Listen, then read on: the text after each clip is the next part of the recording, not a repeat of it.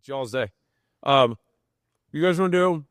We can talk about sales and children, selling children. Sometimes it's like there's crossover. Um, I'm accepting offers. yeah. Oh no, $5,000. Daniel's heartbroken right now. Does everyone here get more value from sitting and listening here, or more from like the behind the scenes conversations? Like, what are your guys' thoughts, or maybe have a quick conversation about that? Because I get a lot of value from sitting down with someone and learning more about their business or what's working for them, rather than this less kind of hormozi is conversation. fine with me. Because it seemed like the vibes are really cool for that. I don't know, we were all off for like an hour and a half, almost 2 hours just now, with lunch and talking, and some people were wasting time playing video games, other people were working on their business.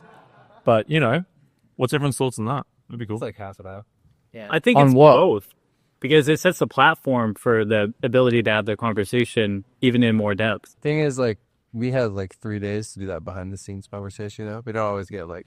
I was saying, actually, like, if this would have been the first day, yesterday would have been so much more impactful, because this sets it up to inspire those questions and those conversations and go deeper on these things.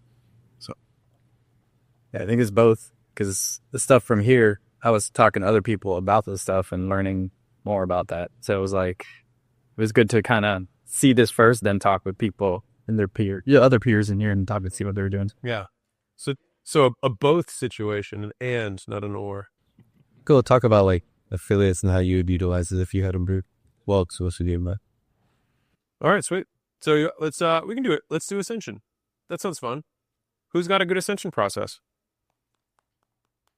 Go for it. What percentage of people do you ascend? A good majority of them. Do you know what the percentage is? Not specifically. I'm not very good with my numbers. It works. I've had people ascending literally from my meme community, going through all the ranks, through all different processes. So the majority of people who enter your meme community ascend everything?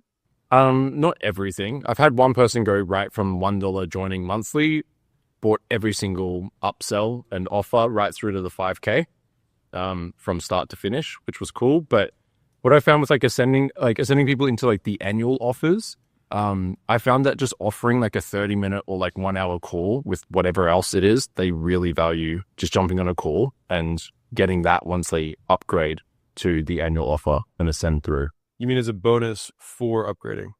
Yeah. Not as the sales process to upgrade? No, just the bonus. Does anyone else have an Ascension thing that's working well for them? So we've got add a call. We run a basically, for anyone that upgrades the annual, we run a live event. We put it on Eventbrite. It's like $2,000, but if you're part of the annual, you get discount code. Within a week, maybe 9 days notice, we had 108 people show up. Out of how many? At that time, it was maybe like we had 300. Yeah, we had like 300 students, I think, at that point. So you had like a third of the people in your audience upgrade to annual to attend the in-person thing, which had some ticket price? No, actually, we let our students come for free to the event, the live event, and at the live event, we upsold the annual. So you held a free event for your existing community and then upsold them annual at the event. What did you give them at the event to buy annual? So we actually just had them write down on a piece of paper whether they were interested, yes or no. And then somebody called them after and sold them. When you called them and sold them, what did you give them to incentivize them to buy annual? Basically the 10-month price instead of a year. Just the discount. Yep.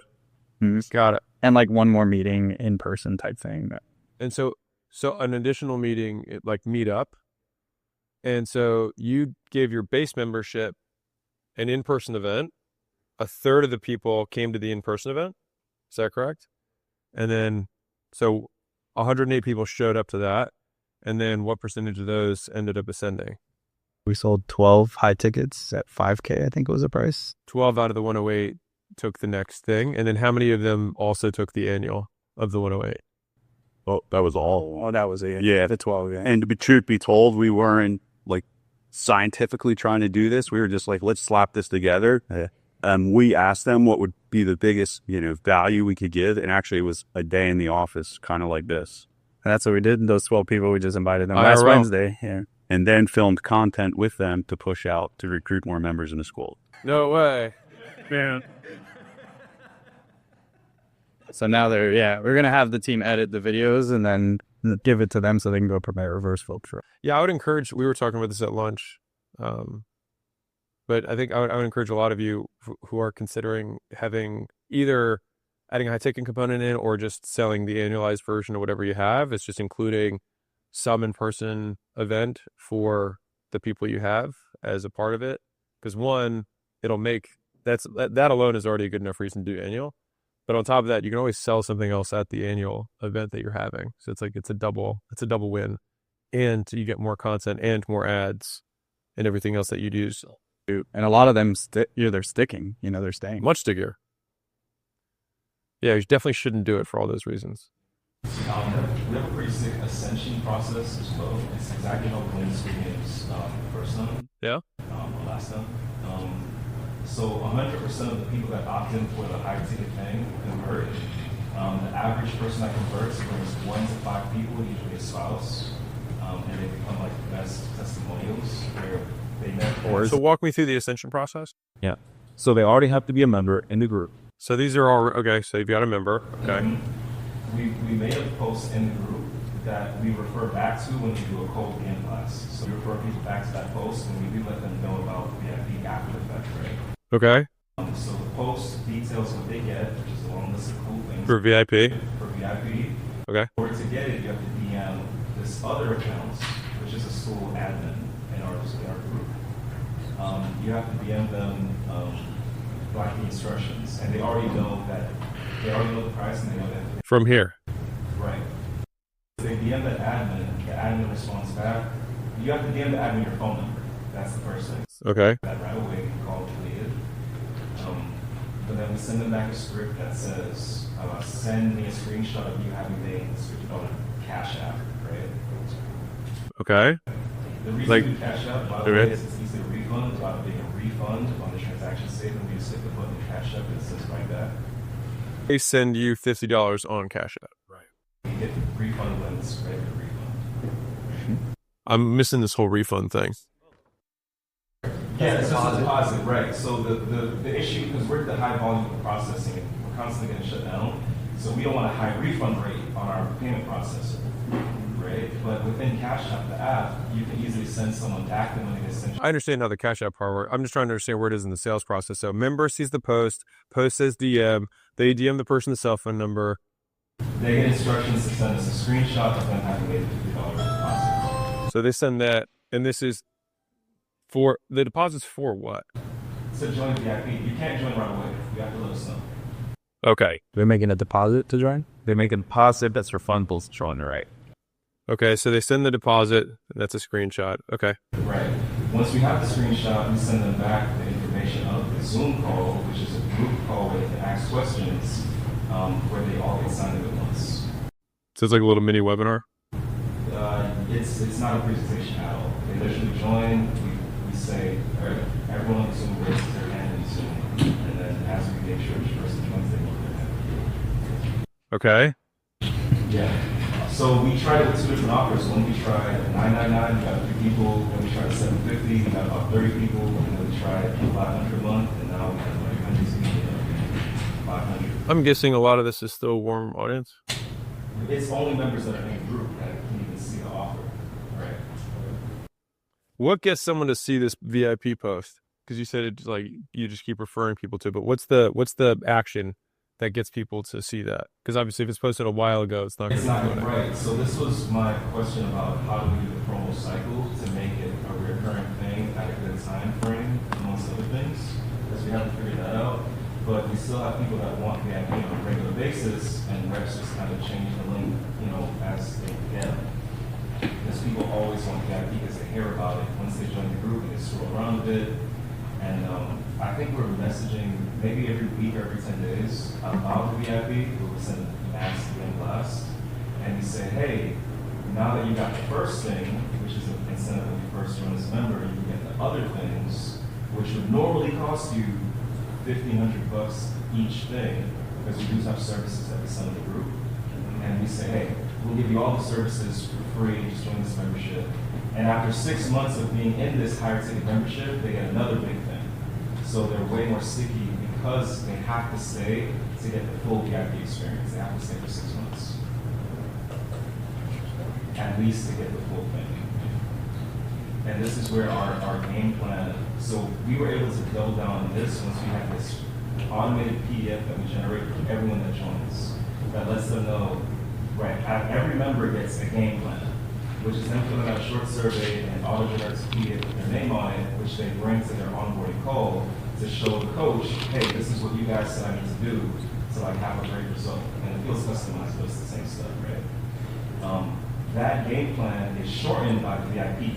So once they have full frame of, okay, this is gonna take up a year to get everything I need, we say, well, yeah, you have VIP though, and now you can get it much sooner, like in 30 days.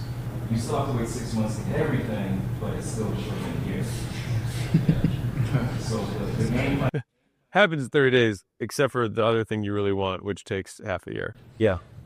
And they all say, and they refer people to, then they a couple same. But I'm still lost in this member thing. Like, they see some Instagram story, you offer them the game plan. That's what they buy for one. The game plan they get once they join. Yeah, heard. So like that's the reason they become a member. They become a member for the one free service they're gonna get, which is a free sweep. Like a credit sweep. It's 97 credit sweep, right? That's what you guys pushed heaps. $97, and then they join the group, and then you're saying they are seeing this post because they're in the group, but to be fully compliant, the sweep is a complimentary thing. It's not them like we don't use services for to be compliant, right? Yeah, you have a membership that they get a free sweep, and the membership is $99. Yeah, it's like $30 coffees where you get a free gram of weed. Yeah, just giving away coffee here, man. Might be worth doing that, right? It's like you just buy our coffee membership and you get credit sweeps. Okay, that has a lot of pieces to it. But noted. Does anyone else have a ascension process? Yeah, shoot. We used this to win the Skool as well. So basically, wait, who won though?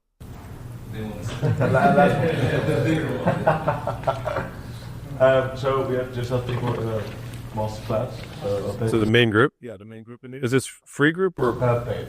So this is paid group one. Okay. Yeah, that's actually. And then we also use both the apps mostly. DMs? Yes, both the apps. Oh, bulk DMs. Yeah, bulk DMs. So we need to have fun in the paid community. Towards either it was like a mini sales DM basically. This is? Yes. Towards the calendar link. Okay. For one sales call. And then we converted like 80% people that came up with Bulk DM explained what offer what's was. offered. It's almost like the VIP post. But a bulk DM. Exactly. Yeah. And there's And this is what you sold, what price point? $9.99. 12 months. For 12 months? Yeah. 12. How did you process it? Did you go $9.99? Just like that was it? It's just like Yeah. Honor system? Yes. Yeah. But they were the contract. And so that's how you won the first time? This last time. Yes. Yeah. Well, that's simple. That is definitely simpler. We messaged everyone and then sent them a Calendly link and then closed them. I like it.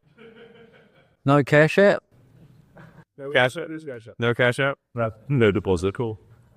And then we also, for example, had like a post, a refer to the community, and on the about page of the mastermind group. As the Calendly. Yeah. Got it. Just everything to that one calendar to show you. Yeah. And that's from in the paid. Yes. So that you specifically go to the 999. Okay, take it. But yeah, I got a lost lead, and we got a lot of 99 sales on our live stream. Yeah, 20 or something. Yeah, more. I'll say that we've seen this as a common theme over and over and over again, is that the people who go live the most often just tend to sell more shit. I've never done it before, but did it on these 4 games. The best thing, they're going live and When you go live, people actually see like who you are. They get to see like the inside of like. Yeah, there's no editing. Yeah. So just a question going live and pitching. How often do you do the CTA? Like every 5 minutes or something? What was cool is like I just waited and whatever, shared a concept or the idea, and then just Q&A, and it was all in the Q&A. And to the Q&A, like just by the sake. Was it you who was telling me this? It was like I was talking to somebody about this, but it was like they would have to say their pitch, and like every time they answered a question, it was just like, It was him. was it you from like another time? Oh, like the last time you told. Yeah, because I remember hearing. Pitching made more people buy, right? He did that on the Zoom, not like this time we did YouTube, but the Zoom, the sound was on. So that and I didn't realize that everybody could hear every time. We did that on our webinars as well. So we're like, yeah, there's like this many spots. If you join the next meeting, it says ding, ding, ding. And oh. No, it works so well because I was trying to do a demo of Annual. And then one person saw the URL in my screen and purchased, but then once everyone on the webinar saw that someone did it, it just started coming so fast. I couldn't concentrate. So it does something. Like people want to join them. And the sound and the thing popping up, yeah. I didn't mean for that to happen. It was perfect, honestly. It was like a live demonstration. Like, yeah. That's what we did on the webinars, or not the webinar, the live stream. We had like a prompt in the corner where it was like, what was it? Every sale was 5 push-ups or something, and then What was it? What was the one for every 10 sales? Was it? You did giveaway. Oh yeah, then we did like a giveaway for like every 10 sales. So it was like, and then we did like ref. Didn't you guys have some kind of AI Sam Ovens on that thing? No, some random guy like found our link to join the call, and he was just like, "I'm Sam Ovens," and then he just kept talking. Like, we have no idea to this day who it was. It we wasn't. don't know who it was. We thought it was. Sounded like a fucking AI. No, it was a real person. Yeah, he requested to join. It said Sam Ovens. I was like, all right. Yeah, because we shared. The screen was black, and he was just talking to us for like the last 5 minutes, and we won. Yeah, we shared the link for like 2 seconds to the room, and he saw that, and then All right, so the lives was good. Obviously, we can call it the Cash App method, which is if you want to do that for the Ascension, you can. I like this. This feels simple. I'll bring up this little added nuance in terms of timing for Ascensions. So I have found that if we imagine this as a timeline, that immediate Ascension, so like 24 hours, works really, really well.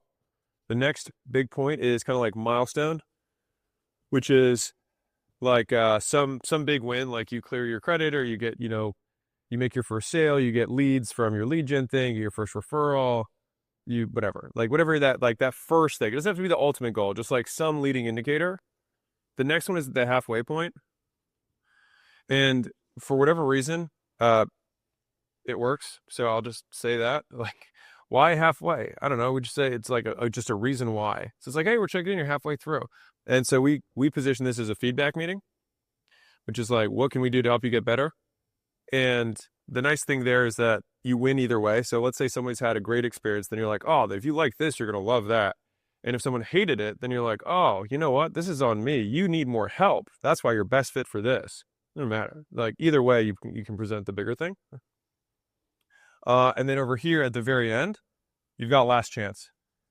So these are the kind of like the four places that I've seen Ascensions work really, really well on a timeline. And most people wait until here, and you're missing like 80% of the sales are here. By the time people are at the end, they have to like make another decision to buy, and it's a different sale. And this is depending on like how long the membership is, basically. So if it's 30 days, this is all happening in 30 days. Yeah. Okay. And if it's annual, if it's what? Annual, like 12 months. Yeah, I would still probably front load most of that. Okay, gotcha. Okay. So basically just 30%. Yeah, so like if this were a 12-week thing, for example, it would be like immediately we would sort people off onboarding into who we think is a good person who can ascend. Milestone would be like you got your first high ticket sale, your first some sort of positive event. Feedback would that meeting would probably be somewhere in the like 4 to 6 week point, and then the end would be week 10, week 11. This is really big. We've done this with a lot of companies. It works really well. Okay. Any other notes on Ascension? Any questions on Ascension? I would just say like a note would be like at mastermind.com we would once they like bought VIP, we would send them like basically a Zoom background so people are able to identify that person had ascended as sort of like a badge of honor. And then you start to see like in Zoom all the background showing up, and then you're like, oh, I really want that. Like, and so I think like the badge of honor is a big thing. Yeah, no, I think it's right. Like within Neo Tokyo, they have like different like you can become an elite member, and then you basically your username changes color to identify like what level you are.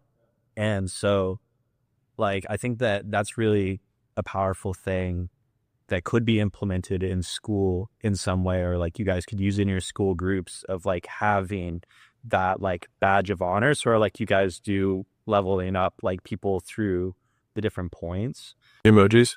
Yeah, but then like you know, so if it's like their username changes to show their status or something of like just something, you know.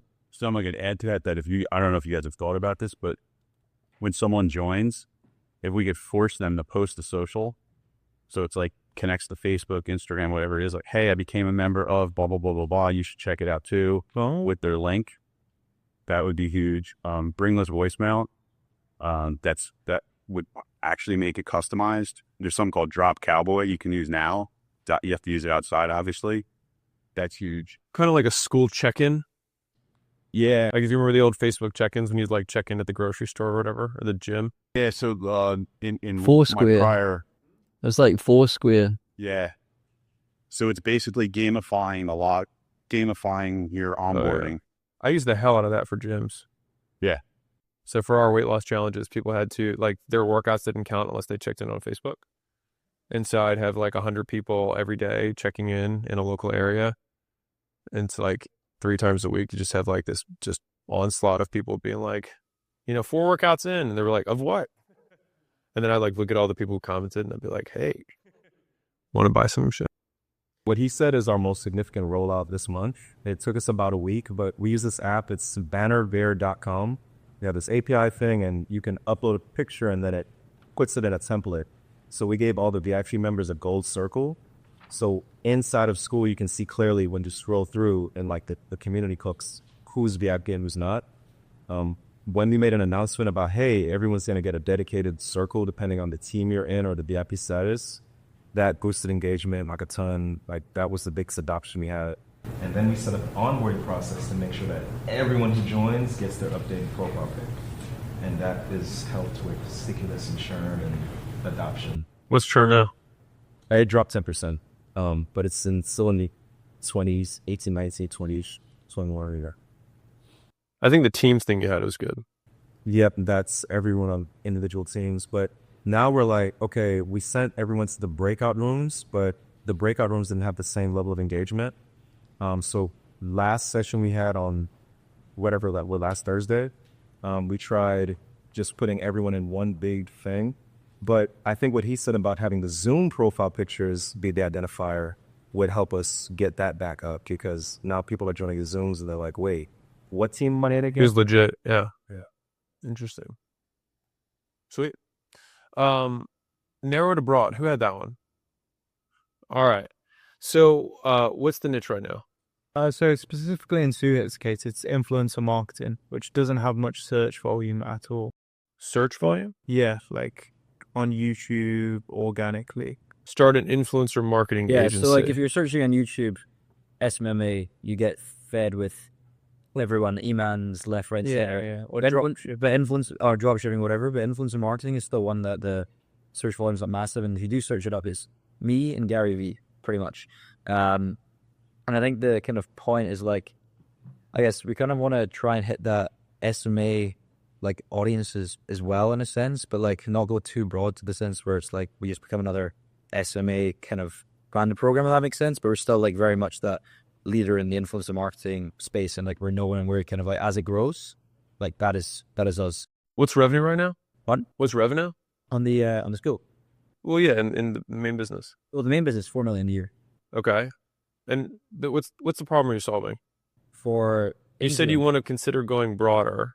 So basically right now, the main thing is that we help people who are interested in, I think the majority of the people who have tried another business model and then discover influence marketing as like, this is this cool new way. And the kind of program that helps people go from start and scale influence marketing agency from 0 to 6 figures, essentially. Uh-huh. But why do you want to go broader? I didn't either. To be fair, I'll rephrase it. Getting people to care like about something they don't know about, if you get what I mean. That's just biz op. Right. Like every biz op is some like unaware audience, and then you introduce the problem and you walk them Yeah, because through. like every time we try and break out, it's about like it's all good getting views, but if they don't convert into any money, then it's like almost a bit of like false dopamine. Are you running ads or is it organic? Organic. It's all organic. Yeah. Content or SEO? Use your content, my LinkedIn content. Interesting. Yeah, I mean that business model is ripe for ads. I mean, like every large business opportunity, which is what this is, starts with kind of like a blind open. So it's like you don't know what the opportunity is about, and if anything, saying the opportunity at the beginning usually kills conversions because people think they understand it already and they've already made some sort of decision about it. And so it's like you have to kind of like slow boil, the frog on your way in. But I don't think trying to call yourself something that you're not is the right. I think it might just be like how do you get more people interested in the thing? Yeah. Do you do like the difference between SMMA and influence? Yeah, and those are the videos that tend to do pretty well. We've done a lot of those like comparison ones of like don't start an SMA, do this, or why don't wholesale, do this, don't. Yeah. It's about like what we try and do is relate like a broad do a broad topic and then relate it back to what Suhit's doing. Yeah. So that's fine. As long as you're not like, to me, that's just creating a wider hook. You're not changing your business model. You're just trying to capture a larger percentage of the audience. Yeah, that's fine. So basically you've heard of, I think I talked about this at length, I think last time, like Eugene Schwartz's level of awareness. So you've got unaware, problem aware, solution aware, product aware, most aware as kind of the levels. And so each of those, if you've heard like, do you wake up to pee more than 3 times a night? That would be problem aware. You don't know that whether they're going to sell you dandelion supplement or whether they're going to sell you some pelvic floor exercise. Like the hook's so open that it can bring a huge amount of people in. And then, solution aware would be like basically shitting on the other potential solutions. That's like SMMA versus like that, you know what I'm saying? So like the more pain driven it is, then the wider the audience that it'll get to. And then the biggest one at the top, unaware, you get through curiosity. So if you see those crazy like ads that are like 5 reasons banana, like just like these crazy, like they're just super it's pure curiosity, and that's what gets people to go, and that's when you're just like scaling crazy amounts of ads. Does that make sense though? Yeah. So I don't think you need to change your business. I think we're literally just talking about changing the hooks. Make them more broad. Yeah, the concept that you're using to attract people can be broader, especially because you're biz op. If you were like in the hook, don't do this. You guys can do this. So he's like in home services and stuff like that. Like that'll just, you don't want everyone. Yeah, you want guys who have home services businesses. Yeah, so just to be clear, like who that applies to, that doesn't apply to. Are you guys sending them straight from like YouTube to Skool? No, or like it's a webinar. YouTube to like newsletter usually, and then newsletter goes to like has been going to like a landing page before, like a VSL for call, and that's been the way. Yeah, because the only thing to keep in mind is if you go broader and like further up the funnel, is you have to change your sales process. Yeah, because there's a lot more psychological steps that you have to take them through. So you have to convince them like that first they should start a business. Then you have to convince them your business is the right kind of business to start. So you have to go up like a few levels to be able to convert them. So kind of just more like nurture during that process. They're colder.